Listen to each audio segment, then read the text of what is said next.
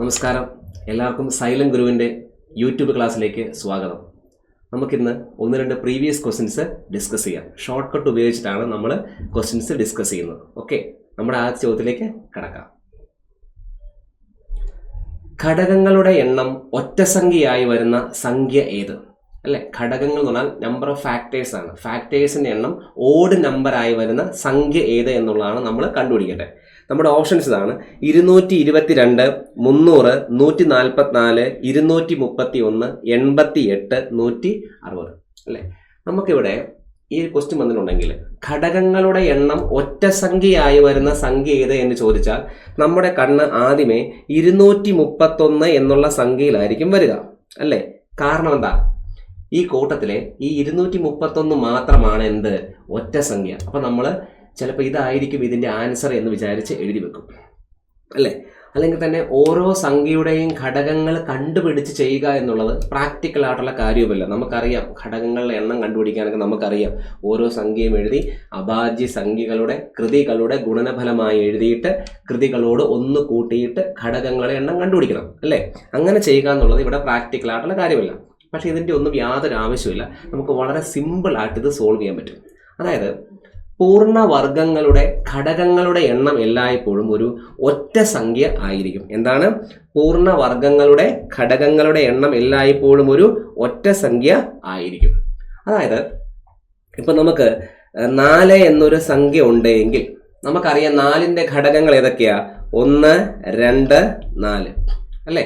1 × 4 4 ആണെങ്കിൽ അതിന്റെ അർത്ഥം ഇതാണ്: 4ന്റെ ഘടകങ്ങളാണ് 1ഉം 4ഉം.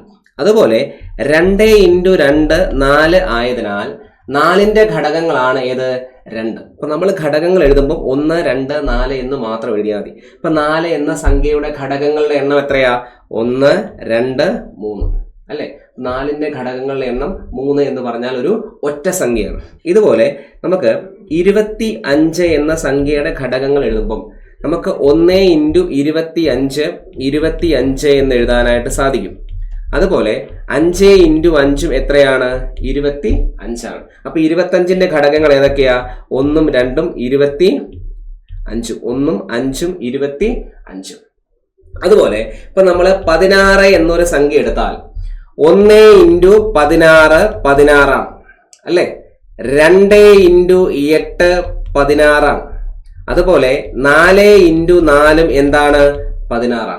അപ്പൊ നമ്മൾ 16ന്റെ ഘടകങ്ങൾ ചോദിച്ചിട്ടുണ്ടെങ്കിൽ നമുക്ക് 16ന്റെ ഘടകങ്ങൾ ചോദിച്ചാൽ നമുക്ക് ഇവിടെ 1, 2, 4, 8, 16 ഇത്ര എഴുതാൻ പറ്റും. അല്ലെ? ഘടകങ്ങളുടെ എണ്ണം എത്രയാ? നമ്മൾ ഘടകങ്ങൾ എണ്ണി എടുക്കുമ്പോഴേക്കും നമുക്ക് 1, 2, 4, 8, 16. അതായത് 1, 2, 3, 4 1, 2, 4, 8, 16. അല്ലെ? ഘടകങ്ങളുടെ എണ്ണം നോക്കുമ്പം നമുക്ക് 1 എന്നുള്ള സംഖ്യയ്ക്ക് ഇവിടെ ഒരു ഘടകമുണ്ട്, 2 ഉണ്ട്, 4 ഉണ്ട്, 8 ഉണ്ട്, 16 ഉണ്ട്. നമുക്ക് 5 ഘടകങ്ങൾ കിട്ടും. അല്ലെ? അപ്പൊ നമുക്ക് 16 എന്ന സംഖ്യയ്ക്ക് എത്ര ഘടകങ്ങളുണ്ട്? 5 ഘടകങ്ങളുണ്ട്. 25 എന്ന സംഖ്യയുടെ ഘടകങ്ങൾ ഏതൊക്കെയാണ്? 1, 5, 25 3 ഘടകങ്ങളുണ്ട്. 4 എന്ന സംഖ്യയുടെ ഘടകങ്ങൾ ഏതൊക്കെയാ? 1ഉം 2ഉം 4ഉം. അതായത് ഈ 4, 25, 16 തുടങ്ങിയ സംഖ്യകളൊക്കെ പൂർണ്ണവർഗങ്ങളാണ്. എന്താണ്? പൂർണ്ണവർഗങ്ങൾ, പെർഫെക്റ്റ് സ്ക്വയേഴ്സ് എന്ന് പറയും. പൂർണ്ണവർഗങ്ങളുടെ ഘടകങ്ങളുടെ എണ്ണം എല്ലായ്പ്പോഴും ഒരു ഒറ്റ സംഖ്യ ആയിരിക്കും. പൂർണ്ണവർഗങ്ങളുടെ ഘടകങ്ങളുടെ എണ്ണം എല്ലായ്പ്പോഴും ഒരു ഒറ്റ സംഖ്യ ആയിരിക്കും. ഏതൊക്കെയാണ് പൂർണ്ണവർഗങ്ങൾ എന്ന് പറഞ്ഞാൽ? പൂർണ്ണവർഗങ്ങൾ എന്ന് പറഞ്ഞിട്ടുണ്ടെങ്കിൽ നമ്മുടെ എണ്ണൽ സംഖ്യയുടെ വർഗങ്ങളില്ലേ? എണ്ണൽ സംഖ്യ, കൗണ്ടിങ് നമ്പേഴ്സ്, നാച്ചുറൽ നമ്പേഴ്സിന്റെ സ്ക്വയർ. അപ്പൊ നമുക്ക് നോക്കാം, എണ്ണൽ സംഖ്യകളുടെ വർഗങ്ങൾ ഏതൊക്കെയാ? 1, 2ന്റെ വർഗം 4, 3ന്റെ വർഗം 9, 4ന്റെ വർഗം 16, 5ന്റെ വർഗം 25, 6ന്റെ വർഗം 36 എക്സെട്ര. ഇങ്ങനെയുള്ള സംഖ്യകളാണ് എന്ത്? പൂർണ്ണവർഗങ്ങൾ എന്ന് പറഞ്ഞു. പൂർണ്ണവർഗങ്ങളുടെ ഘടകങ്ങളുടെ എണ്ണം എല്ലായ്പ്പോഴും ഒരു ഒറ്റ സംഖ്യ ആയിരിക്കും. അതുകൊണ്ട് എന്താണ് നമ്മൾ ചെയ്യേണ്ടത്? അപ്പം ഘടകങ്ങളുടെ എണ്ണം ഒറ്റ സംഖ്യയായി വരുന്ന സംഖ്യ ഏത് എന്ന് ചോദിച്ചിട്ടുണ്ടെങ്കിൽ നമ്മുടെ ആൻസർ ഈ കൂട്ടത്തിലെ പൂർണ്ണവർഗം ഏതാണെന്ന് കണ്ടുപിടിച്ചാൽ മതി. നമ്മുടെ ഈ ക്വസ്റ്റിൻ്റെ അകത്തെ പൂർണ്ണവർഗം ഏതാണ്? പൂർണ്ണവർഗമായി വരുന്ന ഇതിലെ ഏക സംഖ്യ 144 ആണ്. അപ്പോൾ 144ന്റെ ഘടകങ്ങളുടെ എണ്ണം ഉറപ്പായിട്ടും ഒരു ഒറ്റ സംഖ്യ ആയിരിക്കും. നമുക്ക് നമ്മുടെ ഫൈനൽ ആൻസർ 144 എന്ന് എഴുതാനായിട്ട് സാധിക്കും. ഓക്കെ, നമുക്ക് ഞാനിപ്പോൾ പറഞ്ഞതിൻ്റെ ഷോർട്ട് കട്ടാണ്. നമുക്ക് ജസ്റ്റ് എങ്ങനെ ഘടകങ്ങളുടെ എണ്ണം കണ്ടുപിടിക്കാമെന്നും കൂടി നോക്കാം. ഇപ്പം നമുക്ക് 144 ഘടകങ്ങളുടെ എണ്ണം കാണണമെങ്കിൽ 144 ഘടകങ്ങളുടെ എണ്ണം കാണാൻ 144 ഘടകക്രിയ ചെയ്യുക, ഫാക്ടറൈസേഷൻ അല്ലേ, പ്രൈം നമ്പേഴ്സ് കൊണ്ട് നമ്മൾ ഫാക്ടറൈസ് ചെയ്യുക. അപ്പം നമ്മൾ 144 2 കൊണ്ട് ഹരിച്ചാൽ 72 എന്ന് ലഭിക്കും അല്ലേ. 72 2 കൊണ്ട് ഹരിച്ചാൽ 36 എന്ന് ലഭിക്കും. അതുപോലെ 36 2 കൊണ്ട് ഹരിച്ചാൽ 18 എന്ന് ലഭിക്കും. 18 2 കൊണ്ട് ഹരിച്ചാൽ 9 എന്ന് ലഭിക്കും. 9 3 കൊണ്ട് ഹരിച്ചാൽ 3 എന്ന് ലഭിക്കും. എന്താണ് ഇതിന്റെ അർത്ഥം? ഈ കാണുന്ന എല്ലാ സംഖ്യകളും കൂടി ഗുണിക്കുമ്പോൾ നമുക്ക് എത്ര കിട്ടും? 144 എന്ന് ലഭിക്കും. അതായത് 144 ഈസ് ഈക്വൽ ടു 2 എത്ര പ്രാവശ്യമുണ്ട്? 1 2 3 4 2⁴ എന്ന് എഴുതാം. 2⁴ 2 4 പ്രാവശ്യം ഉള്ളതിനാൽ നമുക്ക് 2⁴ എന്ന് എഴുതാൻ സാധിക്കും. അതുപോലെ 3 എത്ര തവണയുണ്ട്? 2 തവണയുണ്ട്. നമുക്കിതിനെ 3² എന്ന് എഴുതാൻ സാധിക്കും. കുഞ്ഞുങ്ങളെ, ഒരു സംഖ്യയുടെ ഘടകങ്ങളുടെ എണ്ണം കാണാനായിട്ട് നമ്മൾ ചെയ്യേണ്ടത് തന്നിരിക്കുന്ന സംഖ്യയെ അഭാജ്യ സംഖ്യകളുടെ കൃതികളുടെ ഗുണനഫലമായി എഴുതണം. അപ്പൊ നമ്മൾ 144 എന്ന സംഖ്യയെ 2ഉം 3ഉം അഭാജ്യ സംഖ്യ 2ന്റെയും 3ന്റെയും കൃതികളുടെ ഗുണനഫലമായി എഴുതി അല്ലെ. നമ്മുടെ ബോക്സിലുള്ള ഈ സ്റ്റെപ്പ്, അതായത് 144 എന്ന സംഖ്യയെ നമ്മൾ അഭാജ്യ സംഖ്യകളുടെ കൃതികളുടെ ഗുണനഫലമായി എഴുതി. ഇനി ഘടകങ്ങളുടെ എണ്ണം കാണാനായിട്ട് കൃതികളോട് 1 കൂട്ടിയിട്ട് ഗുണിച്ചാൽ മതി. അതായത് ഇവിടെ ഈ 4ന്റെ ഇവിടെയുള്ള കൃതി 4 അല്ലേ, അതുപോലെ ഇവിടെയുള്ള കൃതി എത്രയാ? 2. ആ കൃതികൾ എന്ന് പറഞ്ഞാൽ പവർ എന്ന് പറയും, എക്സ്പോണന്റ്, ഇൻഡെക്സ് എന്നൊക്കെ പറയും. ആ കൃതികളോട് എന്ത് ചെയ്യണം? 1 കൂട്ടിയിട്ട് ഗുണിച്ചാൽ മതി. അപ്പൊ 4നോട് 1 കൂട്ടുക, അതുപോലെ 2നോട് 1 കൂട്ടുക. 4നോട് 1 കൂട്ടുമ്പോൾ 5 എന്ന് കിട്ടും. 2നോട് 1 കൂട്ടുമ്പോൾ 3 എന്ന് ലഭിക്കും. 5 3 15. അതായത് 144 എന്ന സംഖ്യയുടെ ഘടകങ്ങളുടെ എണ്ണം കണ്ടുപിടിച്ചപ്പോൾ കിട്ടിയത് 15 എന്നല്ലേ. 15 ഒരു ഒറ്റ സംഖ്യ ആണ്. അതായത് ഘടകങ്ങളുടെ എണ്ണം, പൂർണ്ണവർഗങ്ങളുടെ ഘടകങ്ങളുടെ എണ്ണം എല്ലായ്പ്പോഴും ഒരു ഒറ്റ സംഖ്യ ആയിരിക്കും. അപ്പം നമ്മളിത് ചെയ്യാനായിട്ട് ഈ മുഴുവൻ ചോദ്യവും ചെയ്ത് നോക്കേണ്ട വല്ല ആവശ്യമുണ്ടോ? നമ്മുടെ ഈ ക്വസ്റ്റിൻ്റെ അകത്ത് ചില ആൾക്കാർ 231 ചിലപ്പോൾ കറുപ്പിക്കും അല്ലേ. ആ കൂട്ടത്തിലെ ഒറ്റ സംഖ്യ ആയതുകൊണ്ട് ചിലപ്പോൾ 3 2 വരുന്നതുകൊണ്ട് 222 കറുപ്പിക്കുന്ന ആൾക്കാരുണ്ട്. ചിലപ്പോൾ 300 എഴുതി വെക്കും. പക്ഷെ ഇതൊന്നും വേണ്ട. ഘടകങ്ങളുടെ എണ്ണം ഒറ്റ സംഖ്യയായി വരുന്ന സംഖ്യ ഏത് എന്ന് ചോദിച്ചാൽ വെറുതെ കൂട്ടത്തിലെ പൂർണ്ണവർഗം ഏത് എന്ന് മാത്രം നിങ്ങൾ നോക്കിയാൽ മതി. അതായിരിക്കും അതിൻ്റെ ശരിയായ ഉത്തരം. ഞാൻ ഘടകങ്ങളുടെ എണ്ണം കണ്ടുപിടിക്കുന്ന രീതിയും കൂടി കൂട്ടത്തിലൊന്ന് വെറുതെ പറഞ്ഞു വന്നേ ഉള്ളൂ. വ്യക്തമാണല്ലോ? നമുക്ക് ഒരു സംഖ്യയുടെ കൂടി ഘടകങ്ങളുടെ എണ്ണം ഒന്ന് കണ്ടുപിടിച്ച് നോക്കാം. അതായത് 48 എന്ന സംഖ്യയുടെ ഘടകങ്ങളുടെ എണ്ണം നമുക്കൊന്ന് കണ്ടുപിടിക്കാം. ഇതൊരു പൂർണ്ണവർഗമല്ലല്ലോ. അപ്പൊ നമുക്ക് ഘടകങ്ങളുടെ എണ്ണം ഒറ്റ സംഖ്യ ആയിരിക്കുമോ? ആവില്ല. അപ്പൊ നമുക്ക് 48ന്റെ ഘടകങ്ങളുടെ എണ്ണം കൂടെ ഒന്ന് കണ്ടുപിടിക്കാം. കുഞ്ഞുങ്ങളെ, ഘടകങ്ങളുടെ എണ്ണം കാണാൻ നമ്മൾ എന്താ ചെയ്യണ്ടേ? ആ സംഖ്യയെ ഘടകക്രിയ ചെയ്യുക. അപ്പൊ നമ്മൾ 48നെ ഘടകക്രിയ ചെയ്യുമ്പം 2 കൊണ്ട് ഹരിച്ചാൽ 24 എന്ന് ലഭിക്കും. അതുപോലെ 24നെ 2 കൊണ്ട് ഹരിച്ചാൽ 12 എന്ന് ലഭിക്കും. അതുപോലെ 12നെ 2 കൊണ്ട് ഹരിച്ചാൽ 6 എന്ന് ലഭിക്കും. അതുപോലെ 6നെ 2 കൊണ്ട് ഹരിച്ചാൽ നമുക്ക് എന്ത് ലഭിക്കും? 3 എന്ന് ലഭിക്കും. ഇതിന്റെ അർത്ഥം എന്താണ്? ഈ കാണുന്ന എല്ലാ സംഖ്യകളും കൂടി ഗുണിക്കുമ്പോൾ നമുക്ക് എന്ത് ലഭിക്കുന്നു? 48 എന്ന് ലഭിക്കുന്നു. അതായത് 48 ഈസ് ഈക്വൽ ടു 2 × 2 × 2 × 2 × 3 അല്ലേ. അപ്പൊ 48 എന്ന സംഖ്യ 2 എത്ര പ്രാവശ്യമുണ്ട്? 2 4 പ്രാവശ്യമുണ്ട്. അപ്പൊ ഇതിനെ 2⁴ എന്ന് എഴുതാം. ഇൻറ്റു 3 എത്ര പ്രാവശ്യമുണ്ട്? 3⁴ എന്ന് എഴുതാം. അപ്പൊ ഈ ഒരു സ്റ്റെപ്പിൽ നിന്നുമാണ് നമ്മൾ ഘടകങ്ങളുടെ എണ്ണം കണ്ടുപിടിക്കുന്നത്. അതായത് ഒരു സംഖ്യയുടെ ഘടകങ്ങളുടെ എണ്ണം കാണാൻ ആ തന്നിരിക്കുന്ന സംഖ്യയെ അഭാജ്യ സംഖ്യകളുടെ കൃതികളുടെ ഗുണനഫലമായി എഴുതണം. ഇവിടെ നമ്മൾ എന്താ ചെയ്തേക്കുന്നത്? 48 എന്ന സംഖ്യയെ 2 3 എന്ന് പറയുന്ന അഭാജ്യ സംഖ്യകളുടെ കൃതികളുടെ ഗുണനഫലമായി എഴുതി. ഇവിടെ 2ന്റെ കൃതി 4 എന്നും 3ന്റെ കൃതി 1 എന്നുമാണ് നമുക്കുള്ളത്. ഇനി ഘടകങ്ങളുടെ എണ്ണം കാണാൻ നമ്മൾ എന്താ ചെയ്യണ്ടേ? ഈ കാണുന്ന കൃതികളോട് 1 കൂട്ടിയിട്ട് ഗുണിച്ചാൽ മതി അല്ലേ.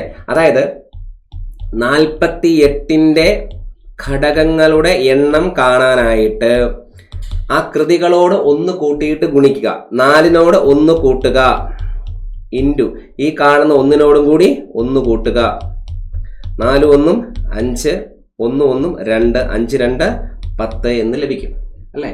അപ്പം 48 എന്ന സംഖ്യയുടെ ഘടകങ്ങളുടെ എണ്ണം 10. നമുക്കത് എണ്ണിയെടുക്കേണ്ട ആവശ്യമൊന്നുമില്ല. ചെറിയ സംഖ്യ കൊണ്ട് വേണമെങ്കിൽ നമുക്ക് പറയാം 1 × 48 48 ആയതുകൊണ്ട് 2 ഘടകങ്ങളായി, 2 × 24 48 ആയതുകൊണ്ട് 2 ഘടകങ്ങളായി. അതുപോലെ 3 × 16 48 ആണ്, അതുകൊണ്ട് 3ഉം 16ഉം ഘടകങ്ങളാണ്. അതുപോലെ 4 × 12 എത്രയാണ്? 48 ആണ്. അപ്പൊ ഘടകങ്ങൾ ഏതൊക്കെയാ? 4ഉം 12ഉം. അതുപോലെ 6 × 8 എത്രയാണ്? 48 ആണ്. അപ്പൊ നമുക്ക് 48ന് 10 ഘടകങ്ങളില്ലേ? 2 4 6 8 10. അപ്പൊ 48ന്റെ 10 ഘടകങ്ങളാണ് ഞാൻ ഈ കണ്ടുപിടിച്ച് വെച്ചേക്കുന്നത്. ഇപ്പൊ ഇതുപോലെ 360ന്റെ ഘടകങ്ങളുടെ എണ്ണം കണ്ടുപിടിക്കാനായിട്ട് ചോദിക്കും. അപ്പൊ നിങ്ങൾ ഇതുപോലെ നീട്ടിപ്പരത്തി നമ്മൾ ഗുണനപ്പട്ടിക വെച്ചിട്ട് ചെയ്യേണ്ട ആവശ്യമുണ്ടോ? ഒന്നുമില്ല. വെറുതെ ഘടകക്രിയ ചെയ്താൽ നമുക്ക് എന്ത് കണ്ടുപിടിക്കാൻ പറ്റും? ഘടകങ്ങളുടെ എണ്ണം കണ്ടുപിടിക്കാനായിട്ട് സാധിക്കും. ഓക്കെ, ഇനി നമ്മുടെ ചോദ്യത്തിലേക്ക് വരികയാണെങ്കിൽ ഘടകങ്ങളുടെ എണ്ണം ഒറ്റ സംഖ്യയായി വരുന്ന സംഖ്യ എത്ര എന്നല്ലേ ചോദ്യം. അപ്പം നമ്മൾ ഈ പറഞ്ഞ പോലെ ചെയ്യേണ്ട ആവശ്യമുണ്ടോ? ഒന്നുമില്ല. ജസ്റ്റ് കൂട്ടത്തിലെ പൂർണ്ണവർഗം ഏതാണെന്ന് കണ്ടുപിടിക്കുക. അതായിരിക്കും നമ്മുടെ ശരിയായ ഉത്തരം. വ്യക്തമാണല്ലോ ഞാൻ പറഞ്ഞ കാര്യങ്ങൾ? ഓക്കെ, നമുക്ക് അടുത്ത ചോദ്യത്തിലേക്ക് കടക്കാം. നിങ്ങളെ അതുപോലെ തന്നെ ചെറിയ ഒരു ചോദ്യം, ഘടകങ്ങളുടെ എണ്ണം ഒറ്റ സംഖ്യയായി വരുന്ന സംഖ്യ ഏത്? ഇതാണ് നമ്മുടെ ചോദ്യം. ഘടകങ്ങളുടെ എണ്ണം ഒറ്റ സംഖ്യയായി വരുന്ന സംഖ്യ ഏത്? കണ്ട, ഇത്രയും സംഖ്യകൾ കിടപ്പുണ്ട്. 444, 542, 680, 256, 341. ഇവിടെ നമ്മൾ ചെയ്തു നോക്കേണ്ട വല്ല ആവശ്യമുണ്ടോ? ഓരോ സംഖ്യയുടെയും ഘടകങ്ങളുടെ എണ്ണം കണ്ടുപിടിക്കേണ്ട ആവശ്യമുണ്ടോ? ഒന്നുമില്ല. കൂട്ടത്തിലെ പൂർണ്ണവർഗം ഏത് എന്ന് മാത്രം നിങ്ങൾ നോക്കിയാൽ മതി. ഈ കൂട്ടത്തിലെ ഏക പൂർണ്ണവർഗം 256 ആണ്. എല്ലാവർക്കും അറിയാം, അത് 16ന്റെ സ്ക്വയർ അല്ലേ? അത് 16 × 16 ആണെന്ത്? 256. അപ്പൊ കൂട്ടത്തിലെ ഏക പൂർണ്ണവർഗം 256 ആണ്. അപ്പൊ നമ്മുടെ ശരി ഉത്തരം എത്രയാണ്? 256. ഓക്കെ ആണല്ലോ? നമുക്കിനി അടുത്ത ചോദ്യത്തിലേക്ക് കടക്കാം. നിങ്ങളെ അതുപോലെ തന്നെ വളരെ പ്രധാനപ്പെട്ട ഒരു പ്രീവിയസ് ക്വസ്റ്റ്യൻ ആണ്. 100 square minus 99 square plus 98 square minus 97 square plus etcetera 2 square minus 1 square is equal to question mark അല്ലേ? നമ്മൾ ഈ ചോദ്യം കാണുവാണെങ്കിൽ എന്താ ചെയ്യുക? ഇവിടെ എല്ലാം പ്ലസ് ആയിരുന്നുവെങ്കിൽ 1 മുതൽ 100 വരെയുള്ള എണ്ണൽ സംഖ്യകളുടെ വർഗങ്ങളുടെ തുക, സ്ക്വയറിന്റെ സമ്മ് കാണാൻ വേണ്ടി നമുക്കൊരു ഇക്വേഷൻ ഉണ്ട് അല്ലേ? n × n+1 × 2n+1 divided by 6 എന്നൊരു ഇക്വേഷൻ ഉണ്ട്. നമുക്ക് അത് വെച്ച് ചെയ്യാമായിരുന്നു. പക്ഷെ ഇവിടെ ചെയ്യാൻ പറ്റുമോ? പറ്റില്ല. എന്താ കാരണം? ഇടയ്ക്ക് ഓൾട്ടർനേറ്റ് ആയിട്ട് പ്ലസും മൈനസും തന്നെയാണ് വന്നുകൊണ്ടിരിക്കുന്നത്. അപ്പോൾ നമുക്ക് ആ റൂൾ അപ്ലൈ ചെയ്യാനായിട്ട് സാധിക്കില്ല. അപ്പം ഇങ്ങനെ ക്വസ്റ്റ്യൻ പരീക്ഷ വന്നാൽ ഇവിടെയും നമുക്ക് ഷോർട്ട് കട്ട് ഉണ്ട്. നിങ്ങൾക്കറിയാം, 1 മുതൽ തുടർച്ചയായ എണ്ണൽ സംഖ്യകളുടെ തുക കാണണം അല്ലേ?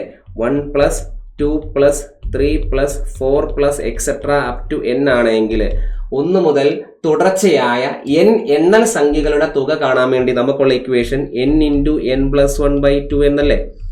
ഈ ഇക്വേഷൻ വെച്ച് നമുക്ക് ഈ പ്രോബ്ലം ചെയ്യാനായിട്ട് സാധിക്കും. അതാണ് നമ്മുടെ ഇവിടുത്തെ ഷോർട്ട് കട്ട്. അതായത് ഇവിടെ നിങ്ങൾ n × n+1/2 എന്നുള്ള ഇക്വേഷൻ്റെ അകത്ത് എന്നിന് പകരം 100, 1 മുതൽ 100 വരെയുള്ള സംഖ്യകൾ അവിടെയില്ലേ? എന്നിന് പകരം 100 എന്ന് കൊടുത്താൽ നമുക്കിതിൻ്റെ ശരി ഉത്തരം ലഭിക്കും. അതായത് എന്നിന് പകരം 100 കൊടുത്താൽ 100 × 101 ഡിവൈഡഡ് ബൈ 2 എന്ന് ലഭിക്കും. 100നെ 2 കൊണ്ട് ഹരിച്ചാൽ 50 എന്ന് ലഭിക്കും. 50 × 101, 5 1 5, 5 0 0, 5 1 5, 5050. അപ്പം 101നെ 50 കൊണ്ട് ഗുണിക്കുമ്പോൾ നമുക്ക് എത്ര ലഭിക്കും? 5050. ഇതാണ് ഇതിൻ്റെ ശരിയായ ഉത്തരം.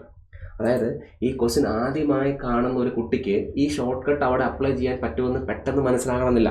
ഇനി ഇതെങ്ങനെയാണ് ഇങ്ങനെ വന്നതെന്നും കൂടി ഞാനൊന്ന് എക്സ്പ്ലെയിൻ ചെയ്യാം. അപ്പോൾ നിങ്ങൾ ഇതുപോലെ ക്വസ്റ്റ്യൻ വന്നാൽ എന്താ ചെയ്യേണ്ടത്?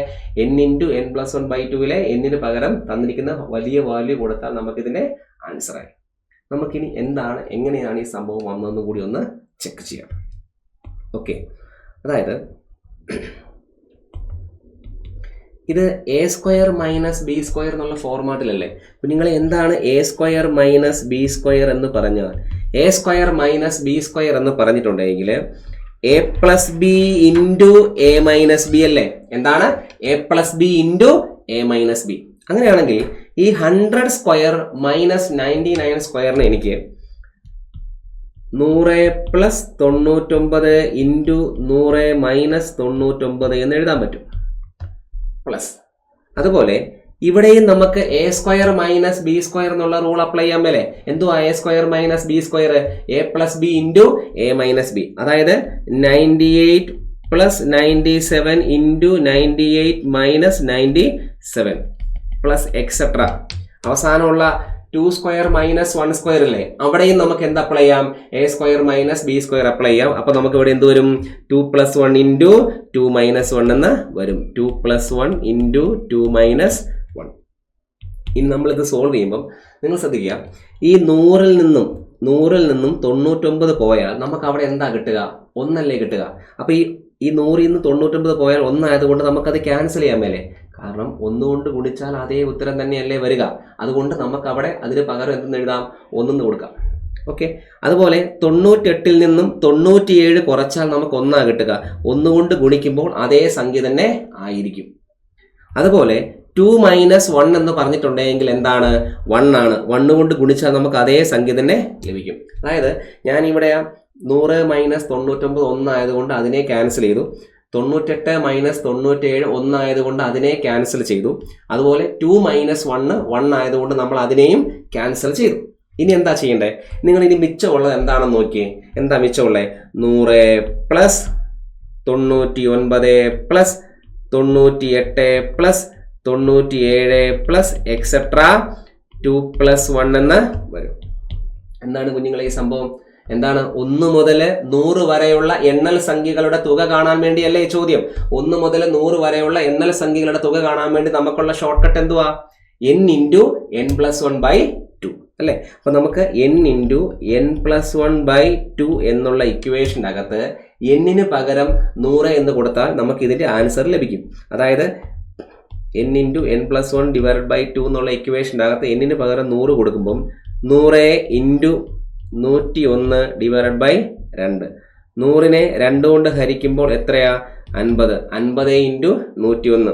101 ഇൻറ്റു 5 505 ആണ് നമ്മുടെ ഫൈനൽ ആൻസർ. 5050 എന്ന് ലഭിക്കും. ഇതാണ് ഞാൻ മുമ്പേ പറഞ്ഞത്. നിങ്ങൾ ഈ ക്വസ്റ്റ്യൻ വരുവാണെങ്കിൽ ഇങ്ങനെയുള്ള പ്രൂഫ് ഒന്നും നമുക്ക് ആവശ്യമില്ല. സ്റ്റെപ്പിന് മാർക്കുണ്ടോ? ഇല്ല. നിങ്ങൾ just n into n plus 1 by 2 എന്നുള്ള ഇക്വേഷൻ്റെ അകത്ത് n-ന് പകരം തന്നിരിക്കുന്ന വലിയ സംഖ്യ കൊടുത്താൽ നമുക്കതിൻ്റെ ആൻസർ ലഭിക്കും. നിങ്ങളെ ക്ലിയർ ആണല്ലോ? അപ്പം നമുക്ക് ഇതുപോലെയുള്ള 1-2 ചോദ്യങ്ങൾ കൂടി നോക്കാം. Okay, 40 square minus 39 square plus 38 square minus 37 square plus etcetera 2 square minus 1 square is equal to question mark. ഇതല്ലേ നമ്മുടെ ചോദ്യം. അപ്പോൾ ഇവിടെ വല്ലതും ചെയ്യാനുണ്ടോ? ഒന്നും ചെയ്യാനില്ല. Just n into n plus 1 by 2 എന്നുള്ള ഇക്വേഷൻ്റെ അകത്ത് n-ന് പകരം എത്രയാ കൊടുക്കണ്ടേ? ഇവിടുത്തെ വലിയ സംഖ്യ എത്രയാ?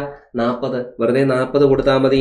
40 into 41 divide by 2. 40 into 41 divide by 2. അപ്പം 40-നെ നമ്മൾ 2 കൊണ്ട് ഹരിക്കുമ്പം 20 എന്ന് ലഭിക്കും. അപ്പം 41 ഇൻറ്റു 20 41 2 82. നമ്മുടെ ഫൈനൽ ആൻസർ 820 എന്ന് ലഭിക്കും. കണ്ടോ? എന്തെങ്കിലും സ്റ്റെപ്പിൻ്റെ ആവശ്യമുണ്ടോ? ജസ്റ്റ് ഈ ഒരു സാധനം മാത്രം അപ്ലൈ ചെയ്താൽ മതി. ഡീറ്റെയിൽഡ് ആയിട്ടുള്ള സ്റ്റെപ്പിൻ്റെ ഒന്നും യാതൊരു ആവശ്യവും ഇല്ല. ഒരെണ്ണം കൂടി നമുക്കൊന്ന് വ്യക്തമായി ചെയ്ത് നോക്കാം. അതായത് 20 square minus 19 square plus 18 square minus 17 square plus etcetera 2 square minus 1 square. അപ്പം നമ്മൾ എന്താ ചെയ്യേണ്ടത്? Just n into n plus 1 by 2 എന്നുള്ള ഇക്വേഷൻ്റെ അകത്ത് n-ന് പകരം 20 എന്ന് കൊടുത്താൽ മതി.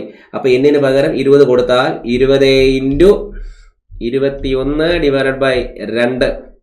20 ബൈ 2 10. 21 ഇൻറ്റു 10 210. നമ്മുടെ ഫൈനൽ ആൻസർ 210. ക്ലിയർ ആണോ? എല്ലാവർക്കും ഞാൻ ഇന്ന് പറഞ്ഞ 2 ഷോർട്ട് കട്ടുകളും വ്യക്തമായി എന്ന് കരുതുന്നു. നമ്മൾ ആദ്യം പറഞ്ഞ എന്താണ്? ഘടകങ്ങളുടെ എണ്ണം ഒറ്റ സംഖ്യയായി വരുന്ന സംഖ്യ ഏത്? അല്ലേ? എന്താ ചെയ്യേണ്ടേ? ഘടകങ്ങളുടെ എണ്ണം ഒറ്റ സംഖ്യയായി വരുന്ന സംഖ്യ ഏത് എന്ന് ചോദിച്ചാൽ ഘടകങ്ങളുടെ എണ്ണം ഒന്നും കണ്ടുപിടിക്കേണ്ട യാതൊരു ആവശ്യമില്ല. ജസ്റ്റ് കൂട്ടത്തിലെ പൂർണ്ണവർഗം പെർഫെക്റ്റ് സ്ക്വയർ ഏതാണെന്ന് കണ്ടുപിടിച്ചാൽ മതി. രണ്ടാമത്തെ ചോദ്യം ഞാൻ ഈ പറഞ്ഞ ടൈപ്പ് ചോദ്യമാണ്. അങ്ങനെയുള്ള ക്വസ്റ്റ്യൻസ് വന്നാൽ നമ്മൾ എന്താ ചെയ്യേണ്ടത്? ജസ്റ്റ് n×n+1/2 എന്നുള്ള ഇക്വേഷൻ്റെ അകത്ത് എന്നിന് പകരം ഹയസ്റ്റ് ആയിട്ടുള്ള വാല്യൂ കൊടുത്താൽ മതി, നമ്മുടെ ആൻസറായി. ഓക്കെ, കൂടുതൽ ഷോർട്ട് കട്ടുകളുമായി നമുക്ക് അടുത്ത ക്ലാസ്സിൽ കാണാം. Thank you.